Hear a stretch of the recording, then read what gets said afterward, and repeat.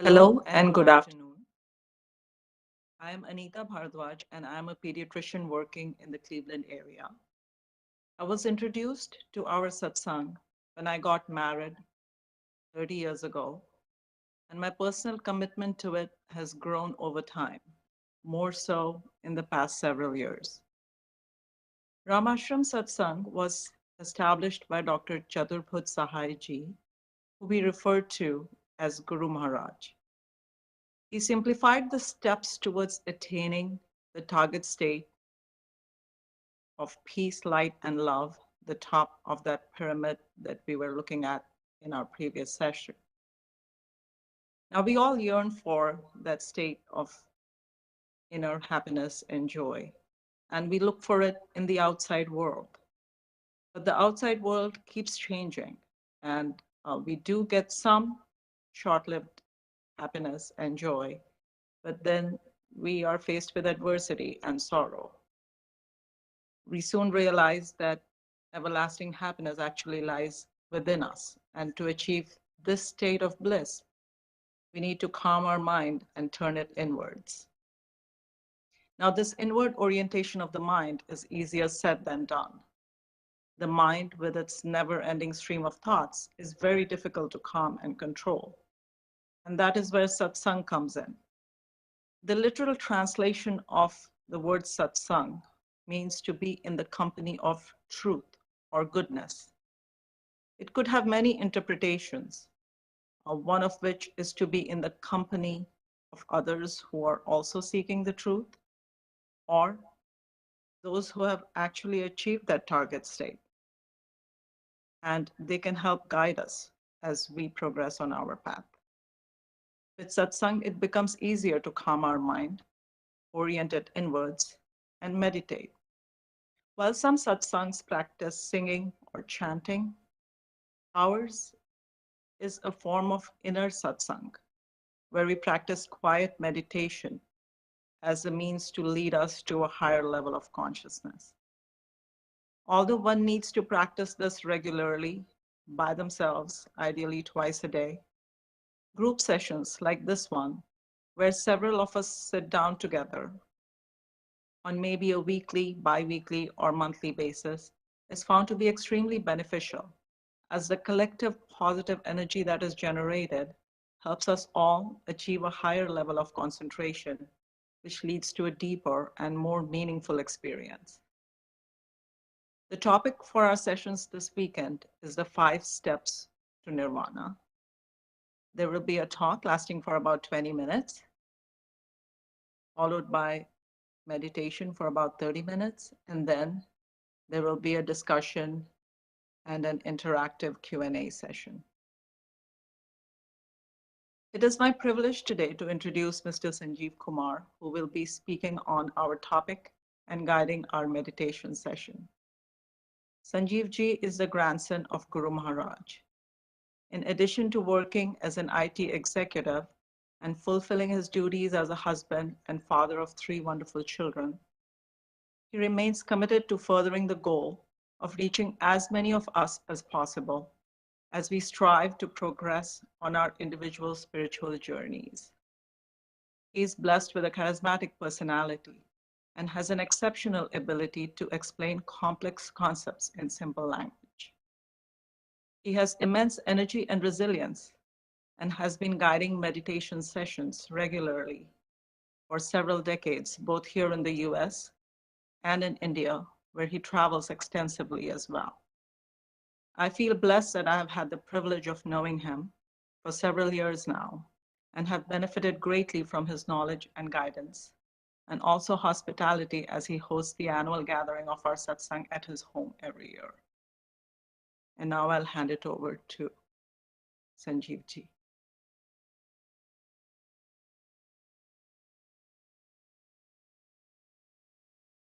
Welcome, everyone. And thank you, Anita ji. Such kind words. I don't think I deserve any, but one thing that I have realized is that I think the directive is that if you know something, just share it. If you have any peace, share it. If you have any light, share it. If you have any love, share it. Interestingly, unlike some of the material things, these things actually multiply as you share.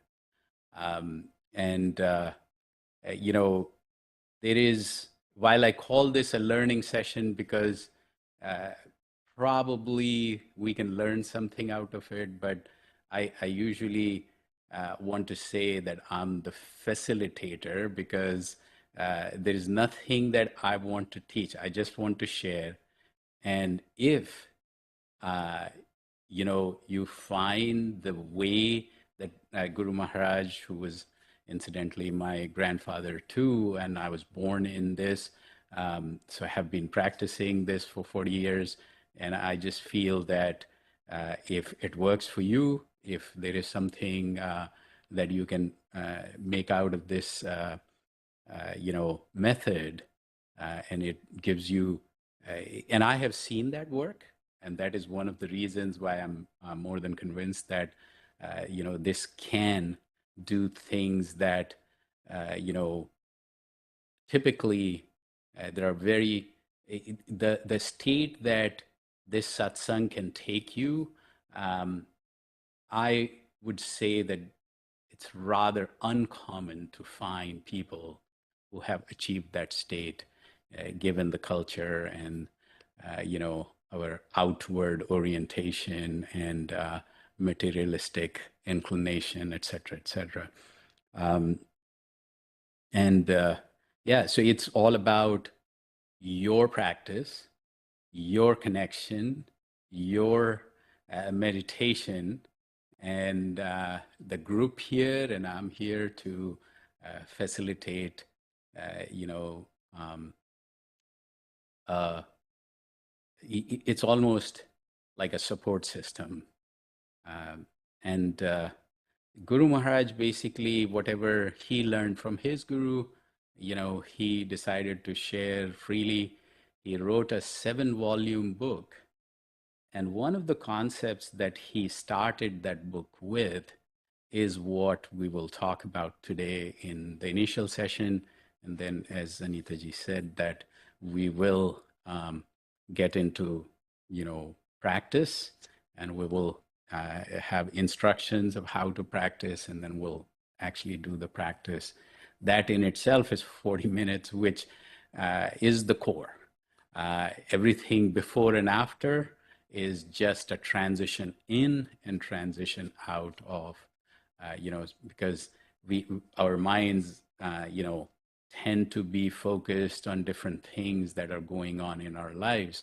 So having a deeper meditation requires some reorientation. So the way Guru Maharaj structured these events, and we have kind of, now it's not in the traditional way and not in Hindi, but we have still structured these events pretty much on the same lines to kind of give some space so that you reorient, start looking inwards, and get in the meditative mode through some discussions and some music, and then meditate in silence. That's what we will do. So Andy, if you could bring the slide, yeah, and make it a little larger too. Um, so, uh, today, interestingly, we discussed this in the morning session in detail. So if there are any questions on this, we can take in the interactive session after the meditation. Basically, like the Maslow's hierarchy, this one actually goes more towards, how do you lead a more peaceful life? How do you lead a more purposeful life? How do you lead a more calmer life? How do you orient yourself towards progress towards those goals? So that's the definition of these, realms, that If you want a peaceful life, get to the top of the pyramid. If you want a life which is purposeful, then you need to know that, and that is the realm of knowledge. If you want to lead, a life which is, calm from the inside, control your mind. That's the realm of the mind. And if you want to orient yourself towards these goals, that's the realm of life, because in the realm of the world, it's eat, drink, or be merry, very, very self-centered, security and survival focused. You are not interested in vertical progress. And vertical progress, interestingly, takes effort, because, as we have seen, slipping and sliding downwards takes little time and effort, but climbing upwards, you have to make an effort, and that's uh, there too. Now, one of the things that we were thinking about was to see uh, what does the top of the pyramid look like. Um, and you know um, it's it's interesting that the top of the pyramid, you know um, in the Indian scriptures, there is a description of Lord Krishna living in you know, that era, and incidentally, Guru Maharaj lived in Mathura, and the area that is described where Lord Krishna grew up was close by, and that is where his flute, when his flute will go on, everybody would, in that community will just forget what they're doing. They would go into a trance almost, and that is basically top of this pyramid, where uh, you know um, you just um, in almost like a state of bliss. So one of the books that Guru Maharaj wrote, he describes this target state, and um, so Kabir Sahib, who's a sage and a poet in India a couple of centuries ago, uh, he wrote some very, very deep, um, you know, description of states that you get into.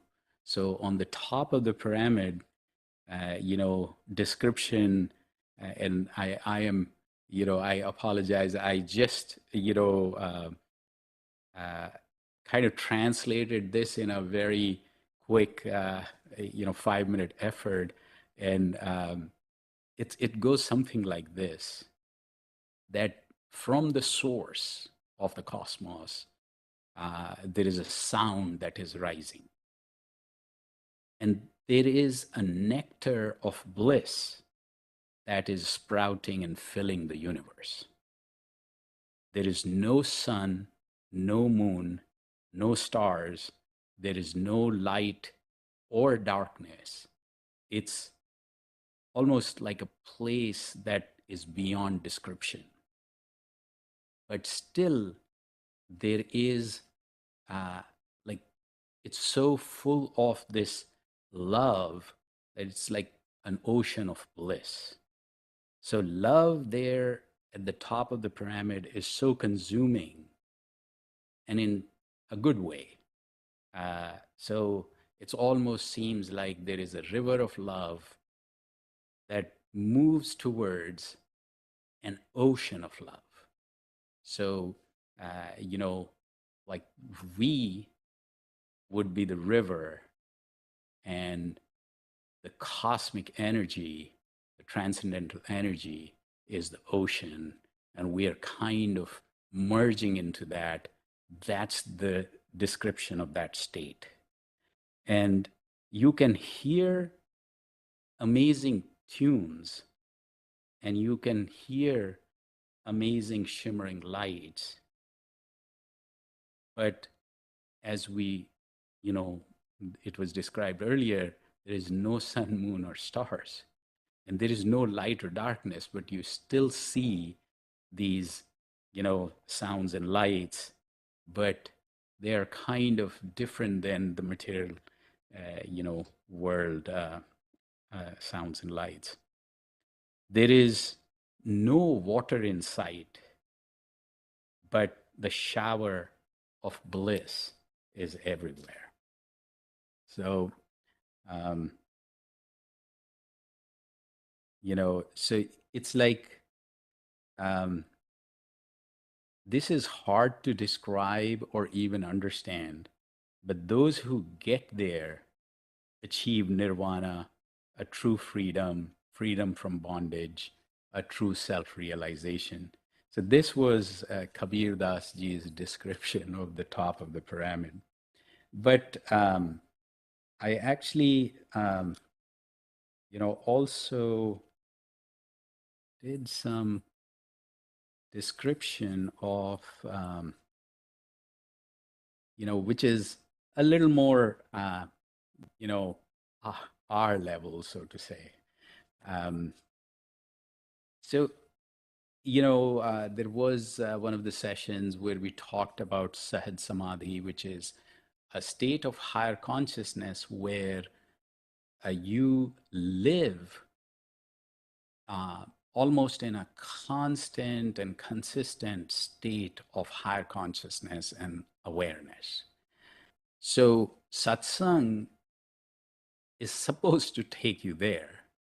Unfortunately, because of either lack of practice or inconsistency of practice or lack of guidance or whatever else, uh, you know, I feel there should be more people who feel that way, but or achieve that state.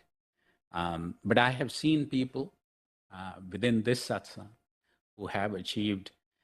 So it's one of the key descriptions of that state is that you yourself are at peace, and anybody else who comes, uh, you know, near you uh, feels that peace too. So it's like you are peaceful, and you are sharing that peace with everyone. And I think we all literally can do this. Just takes a little bit of effort to climb this mountain or this pyramid and make some vertical progress. Um, and then, you know, be in the present moment. And that, I mean, I personally find that one of those other things like easier said than done. But meditation, satsang, gives you the tools and the uh, means to get that state where you can be in the present moment, and you can then facilitate other people to get there too. Now, when you're not in the present moment, you are either dwelling on your past or worrying about your future. So being in the present moment is the key essence of meditation.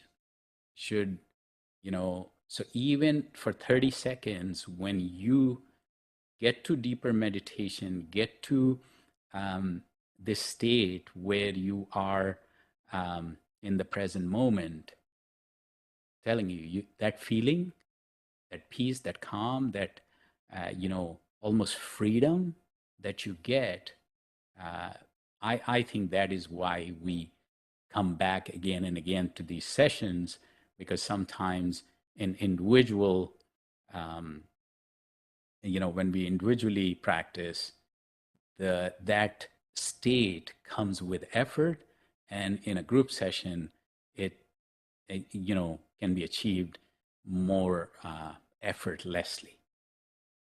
Now, another aspect of being in Sahad Samadhi or on the top of the pyramid is that you you do your work, but you're not driven by a lot of the negative things or even positive things, like you're not you know driving towards money or praise, or you're not like you know you're doing your duty.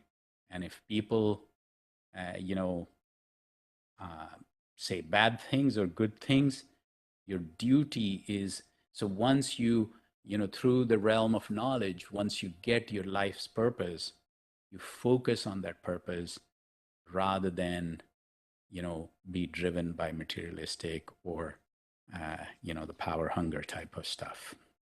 um, and then also Guru Maharaj talks about uh, the um, don't demonstrate you know what you have. So I mean, the display, the splash, just focus on, like, it's like if you have acquired some skills, knowledge, even in terms of meditation, in terms of calmness, and your mental focus, mental powers, don't demonstrate those.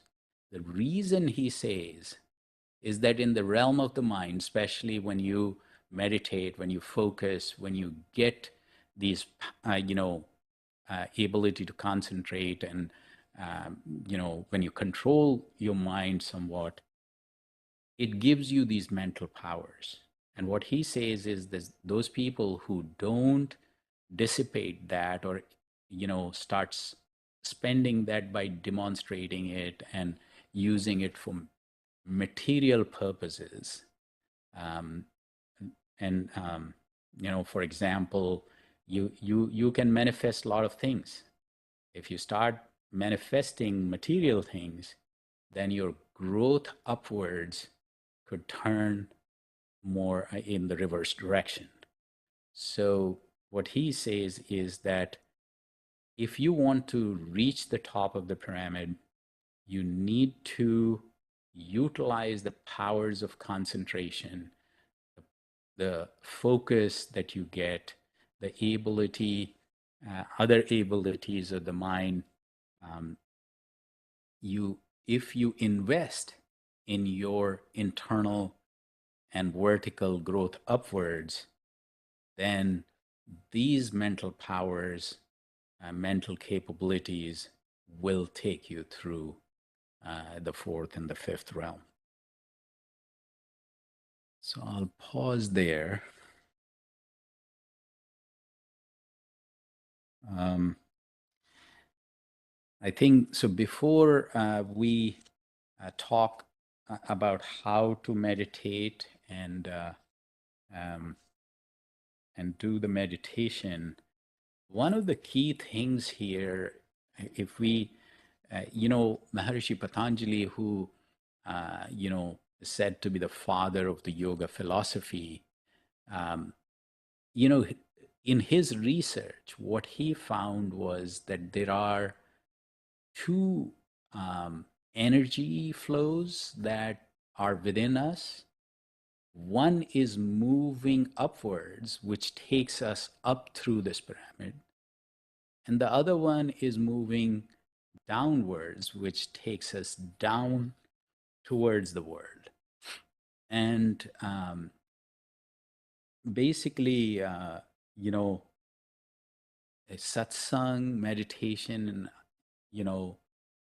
other activities which move you upwards on this pyramid, um, you know, they are different in a way that, typical material things and worldly ways in which we are mostly occupied, the mind is moving towards the world, And that, in terms of this pyramid, is the negative flow. Um, so, as we have seen in the this 5-level pyramid, the mind is in the middle. So, mind has the ability to take you upwards as well as downwards.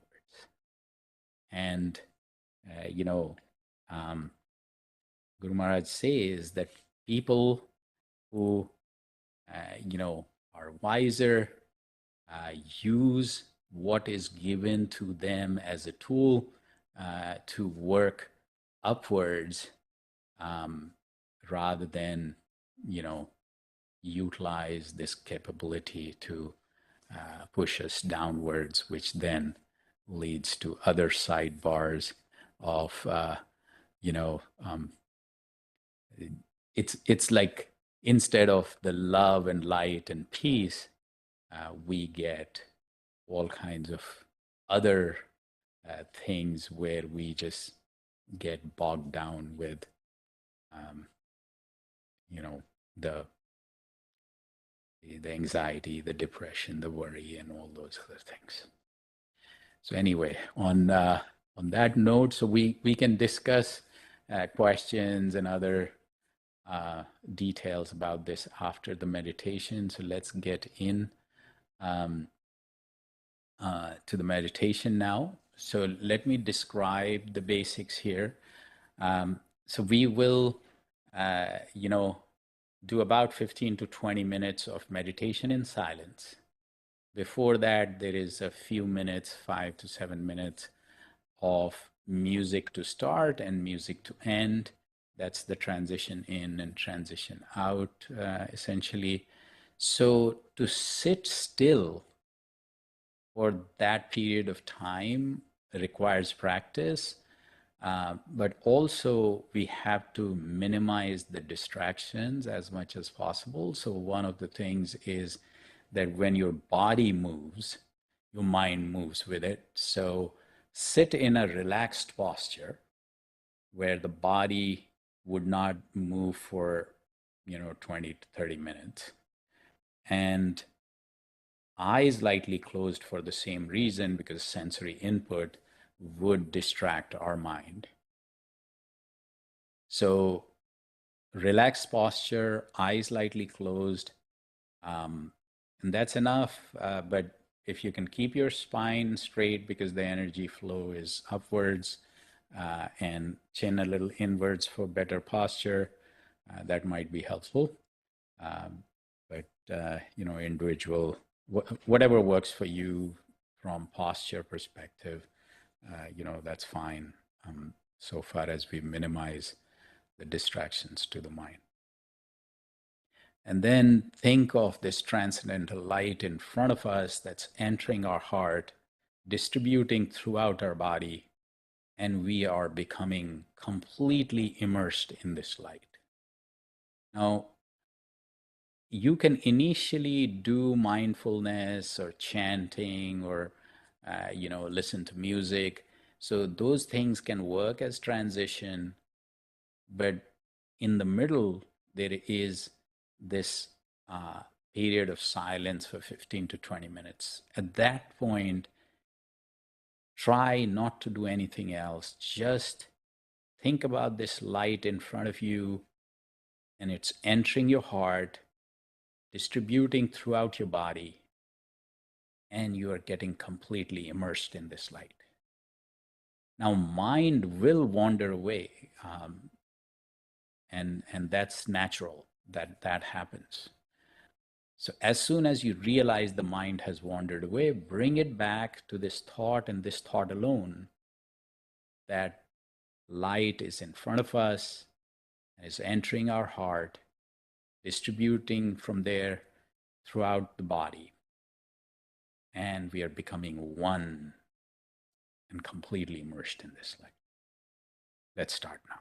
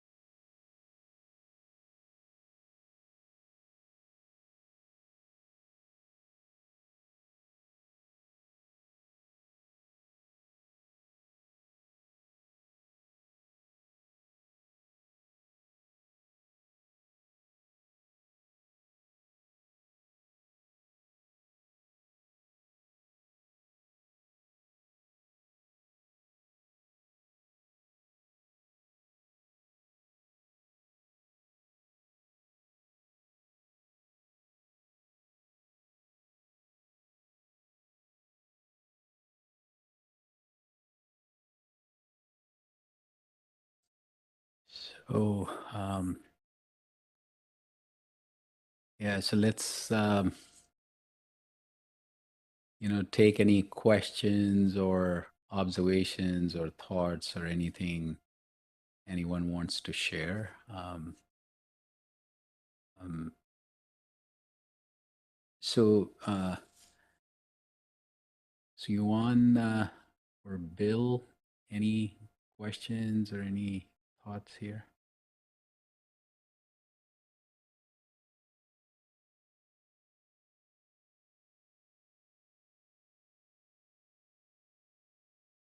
Goji?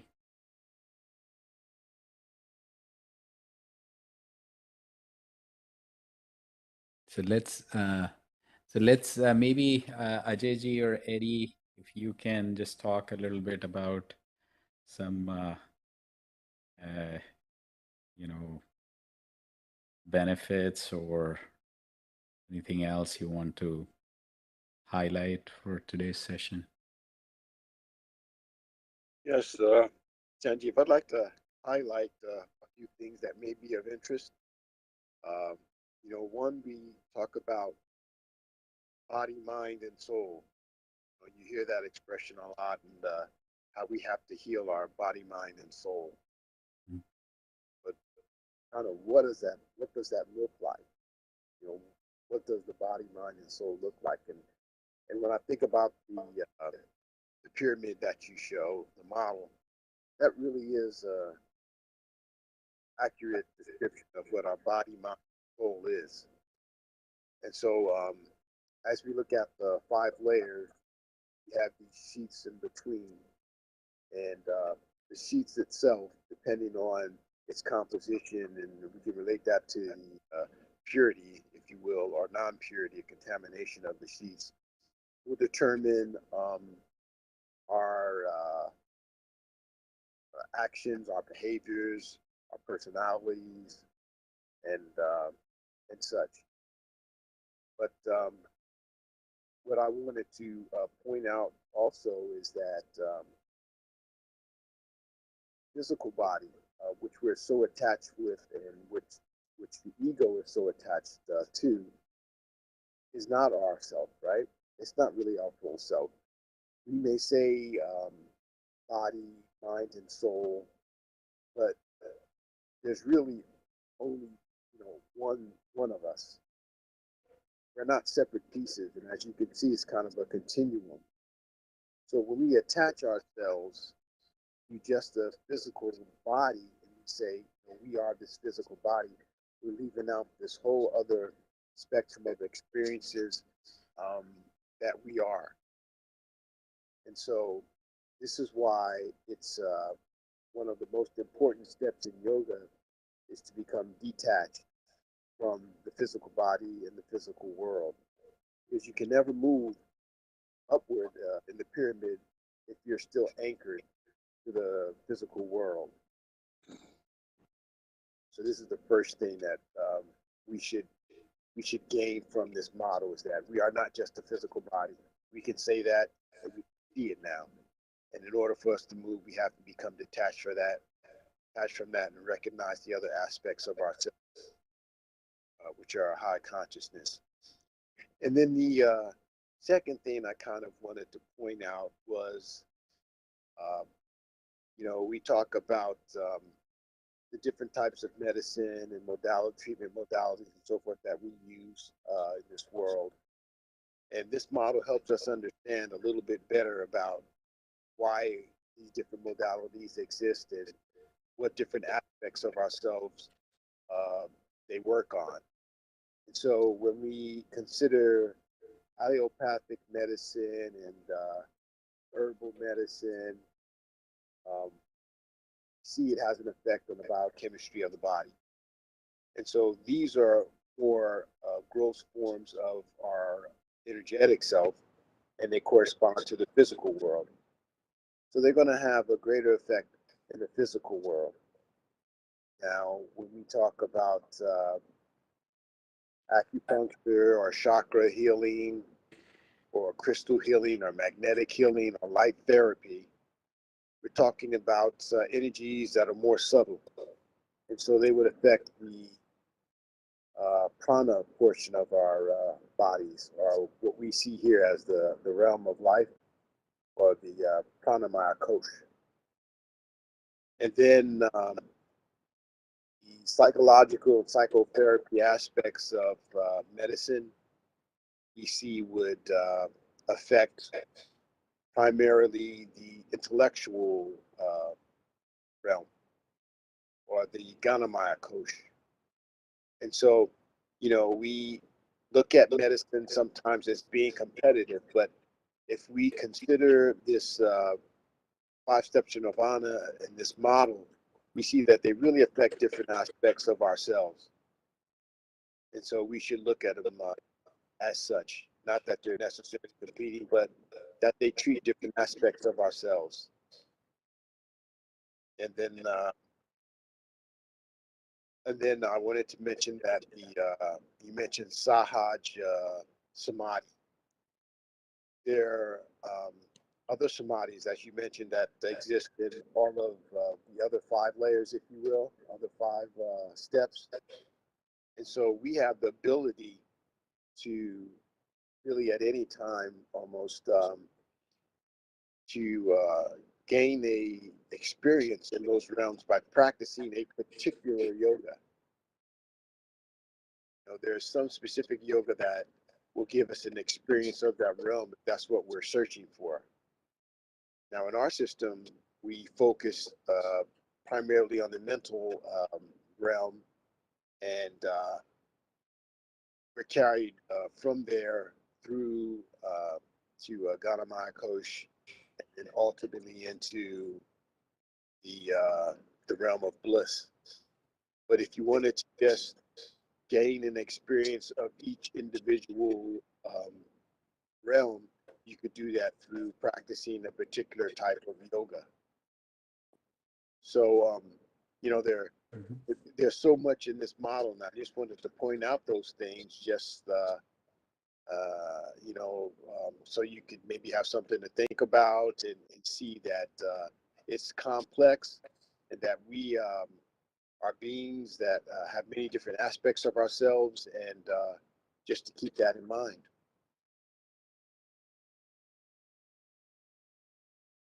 Yeah, well said. Well said. So, you want any thoughts, any questions? Not really. No, Still learning. you're still learning. So, was this session a little better in terms of meditation? Yes, Yeah, good. but not much. I still to. Yeah. It No, may take me for a long time to, but yes, it no, no. improved. No, see, baby steps, right? I think, and as I said, I will set up some time, so we'll talk about some techniques that can help. Um, and Bill, are you there?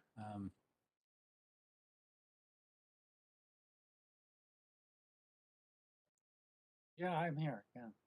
Hello, hello. Hi. How are you? Uh, Glad to have you here. Is there any comments, thoughts, questions? It was just nice to have that time to. Unwind. Can you hear me? Okay. Yes, yes. Good. Yeah. Uh, yeah. It was the. Yeah, I was just letting my body breathe and letting um, kind of being as one with that as possible. And yeah, a bit of mind chatter, but Mhm. it was helpful. I wrestle a little bit with one teacher that suggests uh, adding like a Thich Nhat Hanh, kind of a Mhm. half smile to the meditation, and even letting the body have a half smile. And the wrestle is that I'm adding something into just the purity of letting breath breathe, breath, body breathe, breathe, breath. And so I didn't do it. it just so I wrestle with that a little bit. Mhm. Yeah. Yeah, I think, you know, I'm kind of thinking that these sessions help, but maybe one-on-one sessions, we can talk about specific techniques and the nuances, like why something makes more sense and how do you progress from there and what are the other variations and aspects that can help individual practice. So let me see if I can reach out to you and set up a one-on-one if possible. Okay.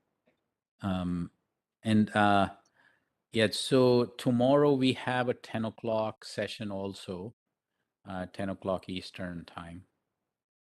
Um, and yeah, glad to have you here. It's the group energy and the collective energy definitely helps. Um, and, you know, individual practice it definitely is required, but group practice um, makes it much more richer and works as a support system as well as, you know, the meditations in group, I think. Have been my lifeline and always feel that they help the overall practice in many ways. Um, so yeah. Um, so Ajayji or Anitaji, you would like to add anything?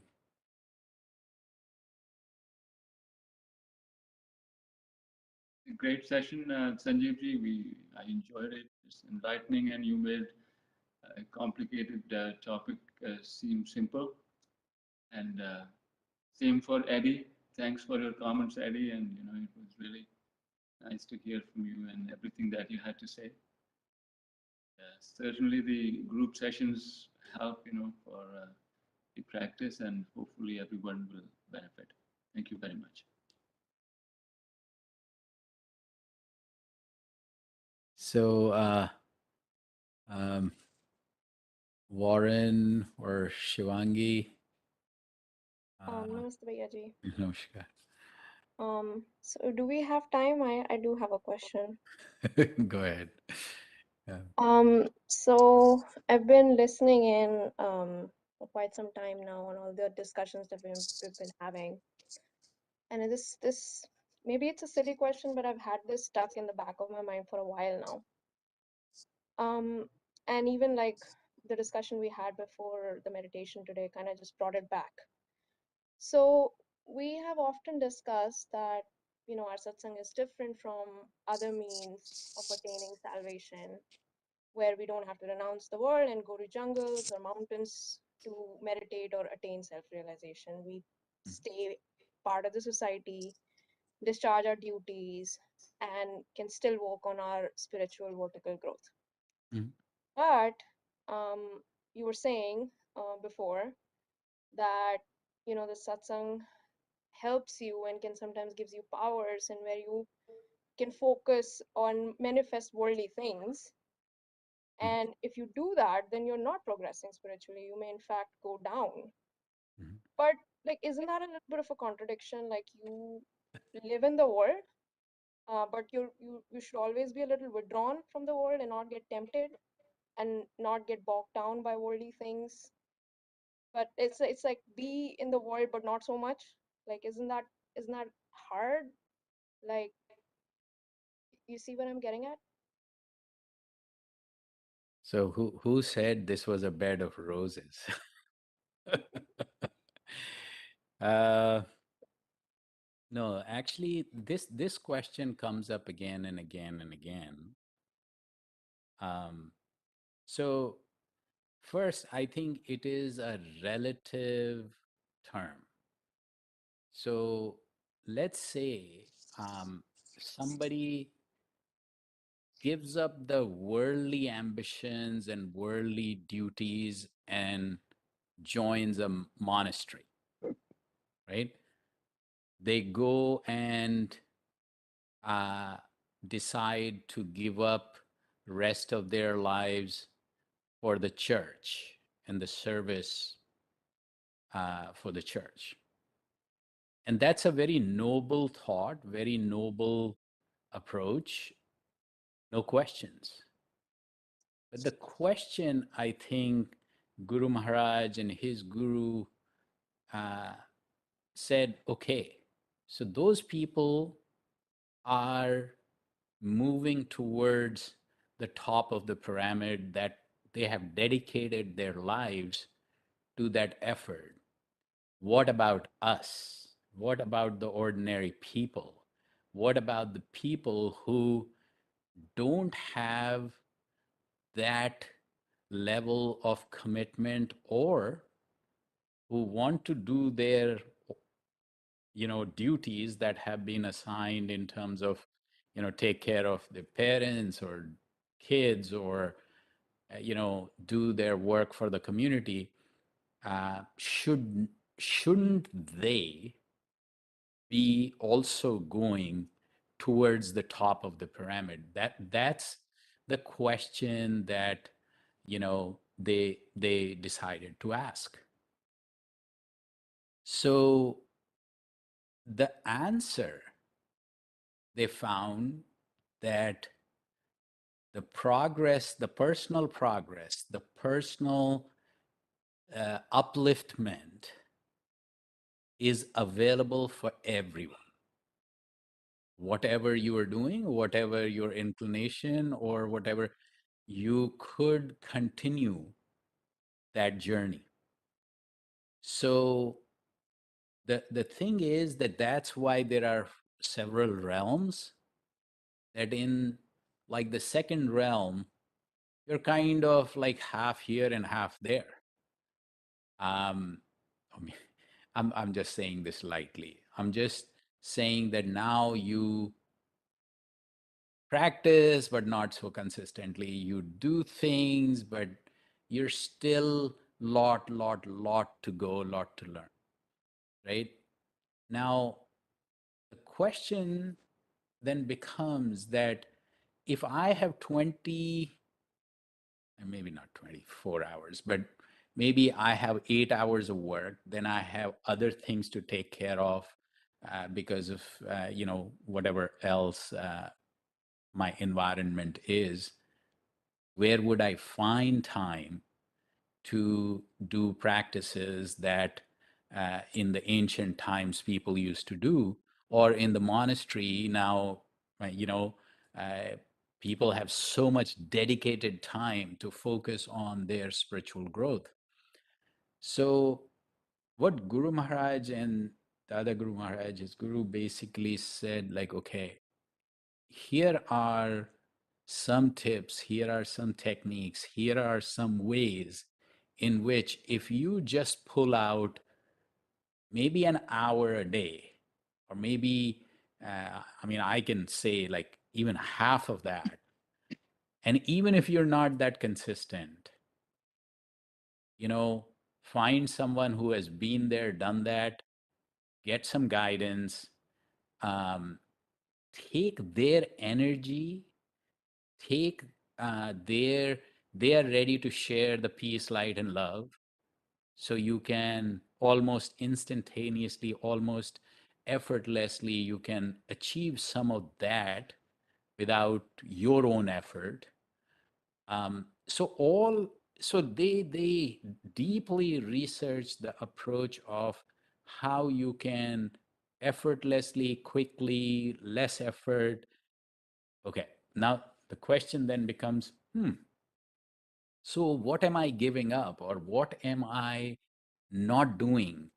Um, so while I was practicing this uh, approach, and we have doctors here, we have engineers who gave up engineering and decided to do this more in a more focused way. But all I'm trying to say is, you know, um, even my father, who was a professor, retired. I mean, he completed his entire, you know, uh, quote unquote, the duty as a teacher, continued to focus, uh,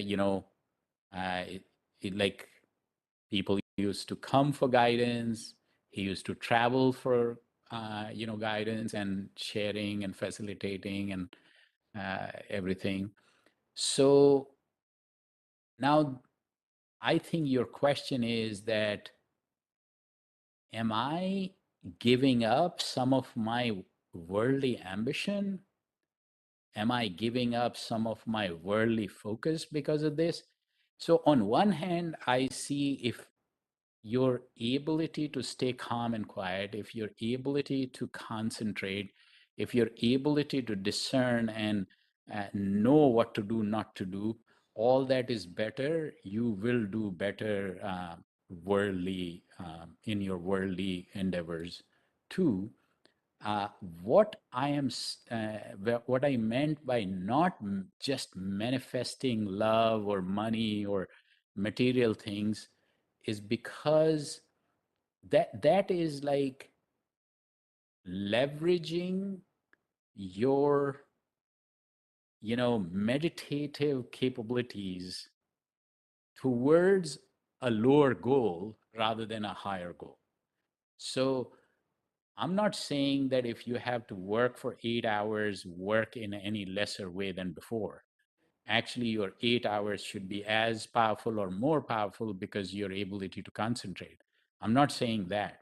What I'm saying is that in your meditation, you are focused on going to the top of the pyramid and not to the bottom instead. Does that make sense? Yes, yes, it makes perfect sense. So keep your focus and your goal, your spiritual growth, but if worldly things come along with it, that's okay. But the goal should be spiritual growth.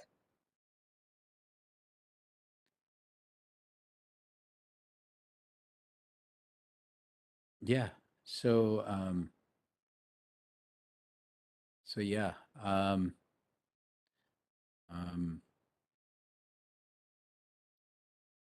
yeah, that is, you know, that, to me, I think this becomes, see, it's like one thing is that I'm doing my duty and that gives me, you know,